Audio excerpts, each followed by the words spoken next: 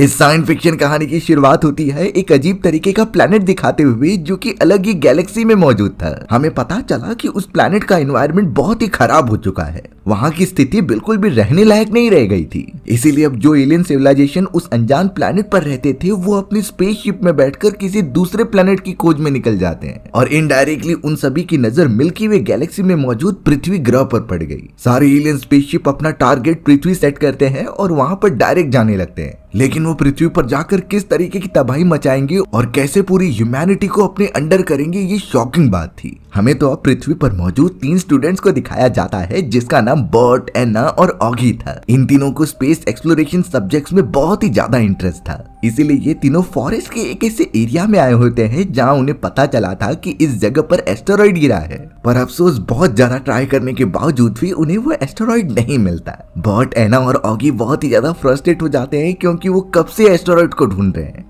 वो चाहते थे कि एस्टेरॉइड के बारे में सबसे पहले वो ज्यादा पता करे। अब तो ऑगी अपने दोनों साथियों को बता रहा था कि हाल ही में इस साल के अंदर कई सारे एस्टेरॉइड पृथ्वी पर लैंड हुए हैं और ऐसा पहली बार हो रहा है इतनी बड़ी मात्रा में।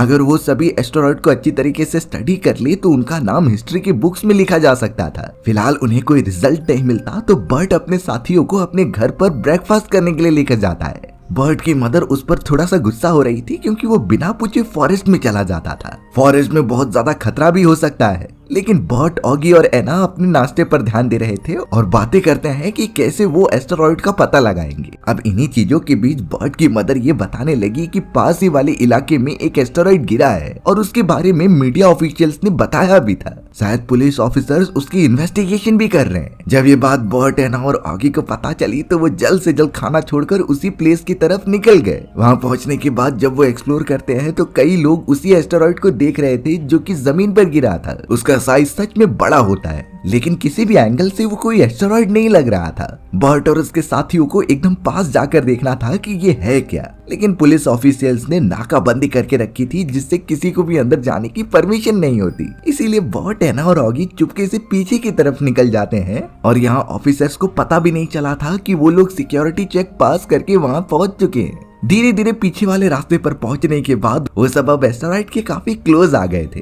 बर्ट और उसके साथियों को साफ पता चल गया कि ये कोई एस्टेरॉइड नहीं है, बल्कि ये तो किसी टाइप का स्पेसशिप लग रहा है जो कि यहाँ लैंड हुआ है। अब अचानक थोड़ा और पास जाने पर ऑगी का हाथ उस एस्टेरॉइड के ऊपर चले जाता है। अचानक ऑगी का हाथ बहुत ही तेज जलने लगा। ऐसा लग रहा था कि एस्टेरॉइड बहुत ही ज्यादा गर्म है, लेकिन टेम्परेचर चेक करने पर तो वो नॉर्मल होता है। बर्ट, एना और ऑगी उसकी अच्छी तरीके से इन्वेस्टिगेशन करते इससे पहले उसका डोर ओपन हो जाता है। ये डोर एकदम अजीब तरीके का था और अंदर थोड़ी सी लाइट जल रही थी। उन सभी को थोड़ी ही देर के अंदर कुछ परछाई दिखाई जाती है जिसके बड़े बड़े टेंटिकल्स मौजूद थे।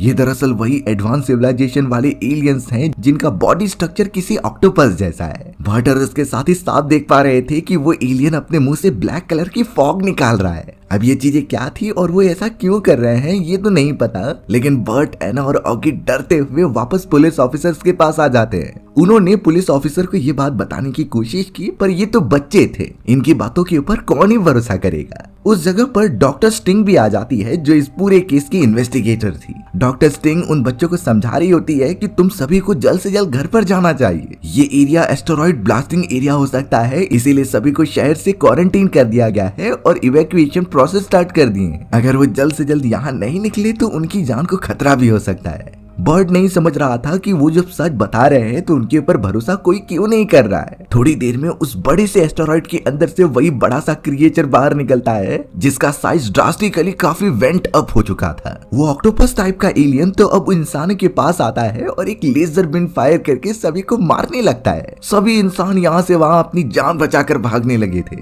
एक ही बार में ऑक्टोपस टाइप के एलियन ने कई इंसानों को मौत के घाट उतार दिया था। सारे ऑफिसर्स लोगों को वहाँ से इवैक्यूएट करने की कोशिश कर रहे होते हैं जिससे उनकी जान न जाए। बर्ट, एना और ऑगी तो अपने बाइसाइकिल की मदद से फॉरेस्ट से दूर आ गए और घर पहुंचने की कोशिश करने लगे। उन्हें नहीं समझ रहा था कि इस सिचुएशन में कोई क्या करे। तभी अचानक उन्होंने देखा कि उनके टाउन के ऊपर एक और एस्टेरॉइड गिर रहा है, यानी ये भी ऑक्टोपस टाइप का एलियन ही हो सकता है और वो अपनी स्पेसशिप में मौजूद था। अब तो ये चीजें उन्हें और डरा देती हैं, इसीलिए वो बर्ट के घर पर चले गए। पर पता चला कि बर्ट की मदर और उसके फैमिली मेंबर्स को यहाँ से इवैक्यूएट कर दिया गया है। सिर्फ वही तीनों यहाँ पर बचे हुए हैं जिनकी जान को शायद अब खतरा हो सकता है। उन सभी ने देखा कि कई बड़े बड़े एलियंस तबाही मचा रहे हैं जिनकी आवाज यहाँ तक सुनाई दे रही थी। मिलिट्री सोल्जर्स और फाइटिंग जेट्स तुरंत ही उनकी तरफ बढ़ते हैं हमला करने के लिए, यानी कि ये जंग बहुत ही खतरनाक होने वाली है और काफी डिस्ट्रक्शन भी होने वाला है। बर्ट अब यहाँ खबर पता करने के लिए न्यूज ओपन कर देता है, जहाँ पर कुछ लोग इसे गॉड की सजा मान रहे होते हैं। एक पादरी तो न्यूज चैनल से ये कह रहा था कि गॉड हमसे गुस्सा हो चुके हैं, वो पूरी तरीके से पृथ्वी को खत्म कर देंगे अगर हमने उन्हें मनाया नहीं तो।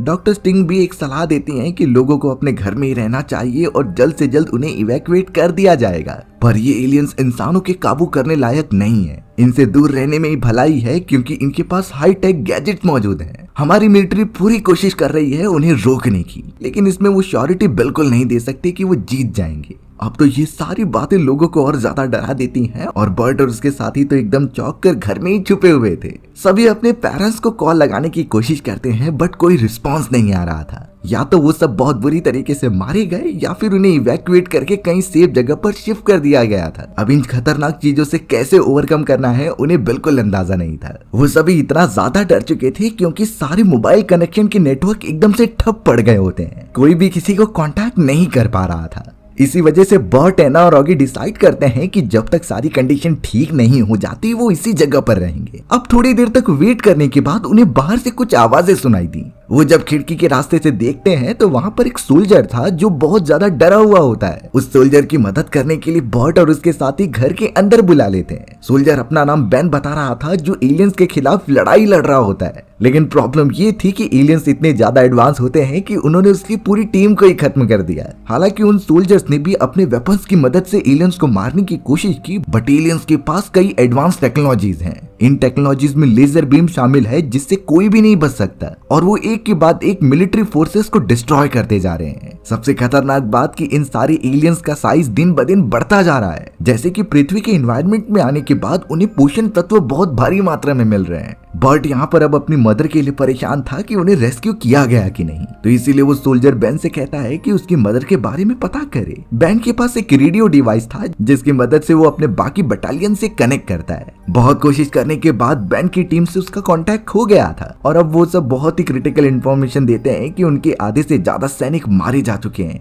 फाइटिंग जेट्स को भी नुकसान बहुत पहुंचा है और वो इस कंडीशन में अपने पूरे फोर्स के साथ उन एलियन से नहीं लड़ सकते। गवर्नमेंट ने ऐलान कर दिया है कि पूरे शहर को इवैक्यूएट किया जाए जिससे कि वो एटॉमिक बॉम्ब यहाँ पर गिरा सके। यही एक आखिरी वे था इन सारे एलियंस को जड़ से खत्म करने का।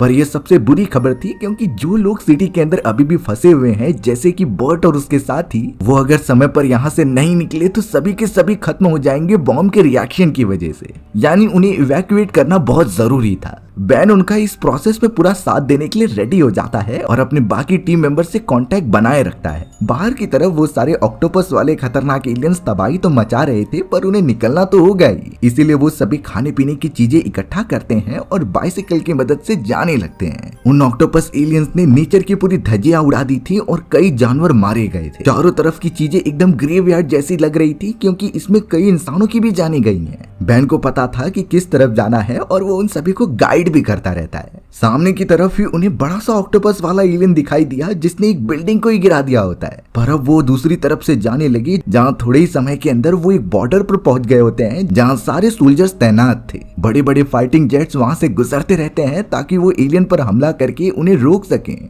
बट इसके चांसेस काफी कम लग रहे होते हैं। बर्ट, एना और ऑगी उन सोल्जर्स के कैंप में आने के बाद थोड़ा सा सेफ फील कर रहे थे कि वो बच जाएंगे, लेकिन उन्हें अपने पेरेंट्स के बारे में पता करना था कि वो सेफ हैं कि नहीं। वो इस जगह पर ज्यादा देर तक नहीं रुक सकते क्योंकि एलियंस उनकी तरफ ही बढ़ रहे हैं। बर्ट, एना और ऑगी तो अब दूसरी तरफ जाने लगी, लेकिन बेन वहीं पर रुक जाता है क्योंकि वो एक सोल्जर था और उसकी जॉब बनती है कि वो अपने साथियों के साथ मिलकर एलियंस को रोकने की कोशिश करे। भले ही इसमें वो कामयाब नहीं होंगे, लेकिन बेन अपनी पूरी कोशिश करने वाला था। बर्ट, एना और ऑगी भी बेन को छोड़कर अब चले जाते हैं। उन लोगों ने तो एक नाव ले ली और पानी के रास्ते से जाने का डिसाइड किया, पर उनका लक बहुत खराब होता है क्योंकि उसी के रास्ते में बड़ा सा एलियन आ गया। उस एलियन को देखकर सारे लोग वहां से भाग रहे होते हैं और एलियन ने मिलिट्री फोर्सेस के साथ साथ सिविलियंस पर भी हमला कर दिया था। वो अपनी बॉडी से ऐसी बीम निकालते जिससे इंसानी शरीर खत्म हो जाता। इतने बड़े पैमाने पर लोगों का मारा जाना एक बहुत ही गलत बात है। फिर भी यहाँ मिलिट्री फोर्सेस जो तैनात थे वो पीछे नहीं हटते। उन्होंने लगातार बॉम्ब ब्लास्ट करना स्टार्ट कर दिया उन एलियन की बॉडी के ऊपर। लगातार धमाका करने के बाद थोड़ी देर में ही वो एलियन ब्लास्ट होकर खत्म हो जाता है। बर्ट और उसके साथी थोड़ा सा खुश हो रहे थे क्योंकि उन्होंने एक एलियन को अपनी आंखों से मरते हुए देखा था और अगर ऐसे ही कोऑर्डिनेशन बनाकर वो काम करे तो एलियंस को मारा जा सकता है। लेकिन अब इसी धमाके को देखकर बाकी सारे एलियंस अट्रैक्ट होने लगे। उनकी संख्या काफी बढ़ चुकी थी, यानी मिलिट्री फोर्सेस भी कुछ नहीं कर सकते। वो उनके ऊपर लगातार हमला करते जा रहे थे और सिविलियंस को मारते हैं। पूरा इवैक्यूएशन प्रोसेस एकदम से ठप पड़ गया था और कोई भी वहां से भाग नहीं पाता। सिर्फ और सिर्फ सब अपनी जान बचा रहे थे उन एलियन के आतंक से। कई घंटों तक ये चलता रहा और एलियंस आगे निकल गए। बर्ट और उसके सभी साथी एक जगह पर छुपे हुए थे जिससे उन्हें ज्यादा डैमेज नहीं पहुंचता और रात होने पर वो एक नाव की मदद से पानी के रास्ते से आगे बढ़ने लगे। ये नदी न्यूयॉर्क सिटी की तरफ जाती थी, यानी उन्हें आगे का सफर इससे ही तय करना था। रास्ते में वो अपने शहर को देख रहे होते हैं जिसकी हालत बहुत बेकार थी। बड़े बड़े स्काई स्क्रैपर्स और अपार्टमेंट ध्वस्त हो चुके थे। लोगों का पॉपुलेशन भी वहाँ पर खत्म हो चुका होता है। फिलहाल वो नदी से आगे बढ़ते हुए फॉरेस्ट वाले रास्ते में आ जाते हैं और वहीं पर उतर जाते हैं। थोड़ा अंदर चलने पर उन्हें वही पादरी दिखाया गया जिसकी इंटरव्यू उन्होंने टीवी पर देखी थी और इसका बयान था कि सारी चीजें गॉड के गुस्सा होने की वजह से की जा रही हैं। बर्ट, एना और ऑगी तो उस प्रीस्ट से पूछने लगे थे कि तुमने ये सारी जो बातें कही थी वो किस बेसिस पर होती हैं। लेकिन प्रीस्ट अभी भी वही बातें दोहराता है कि ये सारी चीजें गॉड द्वारा की गई पनिशमेंट है। वो हमें मारना चाहते हैं और पूरी इंसानियत को खत्म करना चाहते हैं। बर्ट के साथियों को पता था कि प्रीस्ट जो बोल रहा है उसका कोई भी सेंस नहीं।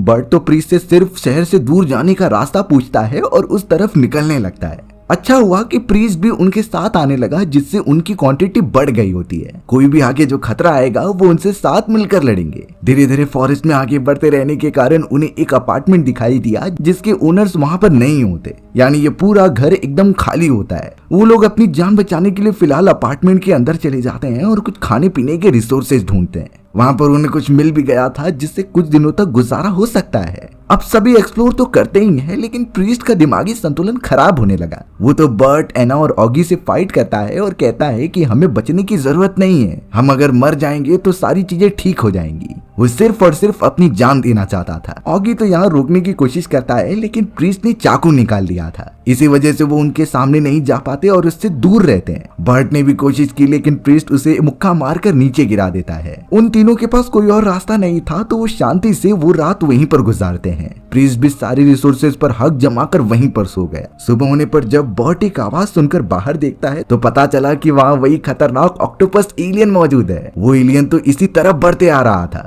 बर्ट ने तो अपने बाकी दोस्तों को इस बारे में इन्फॉर्म किया और वो घर के अंदर जाने लगे। लेकिन प्रीस्ट जो मरना चाहता था वो तो खिड़की के सामने से हटता ही नहीं। एलियन का टेंटिकल उसे सेंस करते हुए घर के अंदर आया और प्रीस्ट को पकड़कर लेकर चला गया, यानी कि वो प्रीस्ट को बहुत बुरी तरीके से मार देता है। बाकी तीनों लोग घर के अंदर छुपे हुए थे और एलियन टेंटिकल अंदर आकर उन्हें ढूंढता भी है, पर बर्ट के साथी बिल्कुल आवाज नहीं करते तो एलियन टेंटिकल उन्हें ढूंढ नहीं पाता। वहाँ से एलियन अब तबाही मचाते हुए आगे बढ़ने लगा था। कई घंटों तक वेट करने के बाद बर्ट, एना और ऑगी सारे रिसोर्सेज जमा करके अब वहाँ से भी निकल जाते हैं। धीरे धीरे वो सब ट्रैवल करते हुए शहर के अंदर आ गए जहाँ की हालत पहले से बदतर हो चुकी थी। उन्होंने नोटिस किया कि बिल्डिंग्स के ऊपर अजीब तरीके के प्लांट्स और अलगाए उगने लगे हैं। ये जरूर उन्हीं खतरनाक एलियंस ने किया होगा ताकि वो पृथ्वी के एनवायरनमेंट को अपनी तरह रहने के लिए बना सके। अगर ऐसा होता रहा तो पृथ्वी इंसानों के रहने लायक बिल्कुल नहीं रह जाएगी। ये बहुत ही बड़ी प्रॉब्लम थी जिसे जल्द से जल्द रोकना होगा। अब वो तीनों जब सिटी के रास्ते से फॉरेस्ट की तरफ जाते हैं तो उन्हें कुछ चमकती हुई चीज दिखाई दी। जब उस चमकती हुई चीज के और पास जाया जाता है तो पता चला कि वो और कोई नहीं बल्कि बैन है। ये वही सोल्जर था जिसे वो सबसे पहले मिले थे। बैन तो अब उन तीनों को लेकर अपने एक अड्डे पर आ जाता है जहां वो इतने दिन गुजार रहा था और बहुत बुरी तरीके से रह रहा था। बैन ने बता दिया कि लास्ट टाइम जब वो सभी मिलकर एलियंस पर हमला करने गए थे तो उनके मिलिट्री फोर्स को एलियंस ने बुरी तरीके से डिस्ट्रॉय कर दिया। वो सभी मारे जाते हैं सिवाय बैन के। बैन तब से ही भागता फिर रहा है और उन एलियन से अपनी जान बचा रहा है। अब तो गवर्नमेंट ने डिसाइड कर लिया है कि वो न्यूक्लियर बॉम्ब सिटी पर ब्लास्ट करेंगे और सभी को खत्म करेंगे। भले इसमें कई सिविलियंस की जान जाएगी पर एलियंस दुनिया से खत्म होने चाहिए। बैन तो अपने गवर्नमेंट द्वारा एक बात बता रहा था कि उन्होंने ये साफ साफ कह दिया है कि वो एलियन से नहीं लड़ सकते, इसीलिए एक ही सॉल्यूशन हो सकता है कि हम जमीन के अंदर बंकर बना ले और वहां पर सुरक्षित रहें। इन एलियन से लड़ने का कोई फायदा नहीं है क्योंकि ये तबाही मचाने के लिए आए हैं। लेकिन बर्ट इस बात से एग्री नहीं करता। उसका ये पॉइंट होता है कि वो कब तक भागते रहेंगे। इन एलियन से एक न एक दिन उन्हें तो लड़ना ही होगा और पृथ्वी हम इंसानों की है तो हमें एलियन के खिलाफ अपना हक लेना ही पड़ेगा। बर्ट का मानना था कि वो शहर में जाकर उन एलियंस की किसी कमी का पता करे जिससे उन्हें मारा जा सकता है। बैन ये बातें सुनकर समझता तो है लेकिन इसमें बहुत ज्यादा खतरा हो सकता था। ये इतना ज्यादा मुश्किल काम है कि उनकी जान भी जा सकती थी। लेकिन बर्ट का साथ एना और ऑगी भी देते हैं। वो भी नहीं चाहते थे कि कोई भी एलियंस यहाँ पर कॉलोनी बनाए इंसानों को मारकर। उन्हें एक लास्ट बार ट्राई तो करना ही था। तो अब बैन भी उनके साथ हो जाता है और सभी निकल पड़ते हैं शहर की तरफ। वो सब जब शहर का व्यू देखते हैं तो वो पूरी तरीके से डिस्ट्रॉय हो चुका था। चारों तरफ एलियंस तबाही मचा रहे होते हैं और बहुत ही ज्यादा डिस्ट्रैक्शन हो रही थी। इवन ऐसा देखकर लग रहा था कि उन एलियंस की संख्या पहले से ज्यादा बढ़ चुकी है। अब वो चारों जब एक खुले एरिया में आते हैं तब उन्हें वही एस्टेरॉइड दिखाई दिया जिसकी मदद से एलियंस पृथ्वी पर लैंड हुए थे। उन्हें उसके अंदर कुछ अजीब सी चीज महसूस होती है तो वो चोरी चुपके उसके पास जाने लगे। शायद बर्ड को कुछ आइडिया आया था और इसी से वो उन एलियंस की कमजोरी का पता लगा सकते हैं। एलियन एस्टेरॉइड के पास आने के बाद उन्हें एक सच्चाई पता चली कि वो सभी एलियंस अपने छोटे छोटे अंडे वहां पर उगा रहे हैं,